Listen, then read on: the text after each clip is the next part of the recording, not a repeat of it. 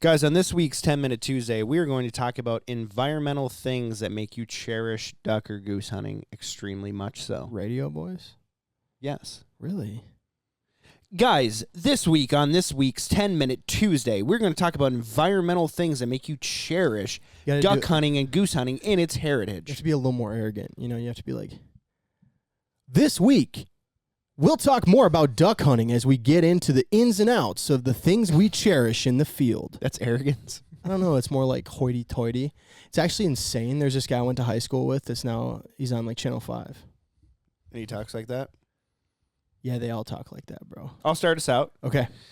One of the things that has always got me going about duck hunting in specific, is when you're stepping into the mud, the water, whatever, there's something about that awful duckweed, duck pond smell. Just gets me fired up, and my mind just instantly goes to the past of like all the great hunts that I've had in a slough or a marsh that smelled just like that. I don't know why. Every time I smell that, I'm like, it's a good day. That's a really good day. That's crazy. Mm-hmm. I love that. Like I can smell that smell right now. Yeah, there's like different variations of that smell. Sure. I'm not talking about the one where you're like, damn. You know what's really funny though? You know what's really funny though? When you think about that, you can, like, in my head right now, I can picture the different smells, and I know where they come from. Like, I immediately picture a certain place. I'm thinking western Minnesota. Mm-hmm. Yeah. That's what I'm thinking of. Rancid. No. No, there's worse than that. No, there's some bad ones. Of course there's some bad ones. But the ones that I grew up hunting weren't bad. You know. They weren't good. I was going to say. Some of them are bad. What about you, Cal? Yeah, one of my favorite things is that morning duck ride with no lights. I know it is, but there's something so cool about, especially depending on like what type of water you're hunting and what your environment is around you. But we've hunted some places too where when you have kind of like hills or land or mountains or any of that type of stuff, and you're navigating by moonlight and kind of using your phone on X, trying to like navigate through. Dude, that is such a peaceful moment. It's so cool when you can't hear anybody because the motor's running like full bore, you know, and so it's just like, it's like white noise pretty much. And you can see the moon just dancing off the water and the, you know, mountains or the kind of the agriculture land around you, whatever the hell it is. I just think that's sick, dude. Especially too, you know that part where you pull into like, let's say you're hunting like area with tree cover like over the top of you, and you kind of pull in and it comes through the tree, like the moonlight will come through the tree, and there's just like barely enough light specks kind of like here and there in front of you. You can, yeah, that's just sick. That just makes me think of Idaho. That ride out on the river.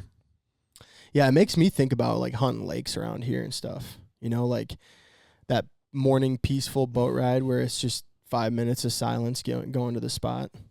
Just moonlight. That's so sick. Yeah. No, that's one of my favorite things for sure. You know that lake over here? Yeah. I love not having lights on. Going to that spot. Yeah. Love that. Yeah. Now, my butthole puckers up a little bit. Bit. You know, just because there's random points. Yeah. Onyx is so helpful with that, though. Yeah. And before Onyx, there was Navionics. Yeah. So you could see, like, the depths. For sure. But that app got really shitty. Mm-hmm. It got so shitty. It's really bad. Yeah. 4 feet off. I cannot wait for Onyx fish to come home. Oh, my God. It's going to be insane. What about you, Carter? Just the smell of gunpowder. Yeah. It's big, especially shooting trap a lot, and just that smell. And then out in the morning hunting, your first shells, you pick up the shell and then smell it. Shells, oh, dude. yeah. Just put it right up to your nose and give it a good... Yeah. It wakes you up. That is so cool. Dude, when I was a kid, I used to pick up the shells and I used to put them on my fingers. Yes. All the and 10 your shells hands and smell just like it. quick clack, and I would just smell my hands for like 2 days. They're all black from the gunpowder on them. Yeah. No, I remember like trying to get gunpowder on my fingers. Yeah. Yeah. So bad for you. That's sick. Just lead, you know? Yeah. Especially with like low brass, you're just like putting lead on your fingers and you're just like, Can I have a sandwich? Do not touch your genitals with lead. Right. May have reproductive harm. We now know that's a lie because I keep popping out children left and right. Right. Big problem. So you relied on that. I did. Didn't work. It's like, well, you know. Yeah, I can say another one too that I really love. A cold morning, the sunrise. And I don't know why, but colder mornings, the sunrise hits different. It just looks different. It's like more intense. You notice that? Just seems like on like those like 25-degree days when there's a little bit of ice and the sun is coming up, those sunrises are just always the most intense. I feel like late season sunrises are just crazy. And you actually start feeling it warm you up when it rises? Yeah. Yeah. That's for sure. Sick. And the whole day kind of changes too. When it's like 20 out and it's no sun, when that sun comes up rolling red hot, just like full, might only get to 30, but the sun changes everything. You're just like, oh, shadows to work with. That sunrise is sick. Your dad's Jura coffee, specific smell to it, specific way it tastes, all of it. Thermos Jura.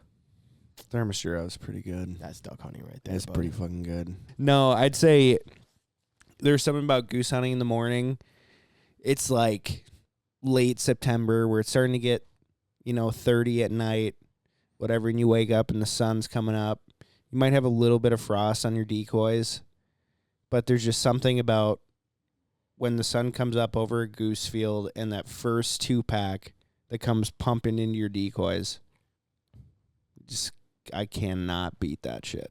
I fucking love that. They always honk their asses off the whole way. They're in, too. super loud, Yeah. that first 2. And I love it. You always think you're going to have a banger day after that. Yeah. You just have such high hopes. Yep. So many times that hope has been utterly destroyed. Yeah, we would love to hear from you guys, like some of the favorite smells, sounds, environment pieces you guys have. So shoot us a message on Instagram and let us know. And yeah, I just think that's one of the coolest things about it that we don't talk about all the time. Yeah. There's just something about watching the world wake up, man. No doubt. It's incredible. It's magical. It's Think about how many people don't. That first eagle. That first eagle of the day swoops over and you're like, fuck, we got to peek these boys up quick. Thanks so much for watching, guys. All right, see ya.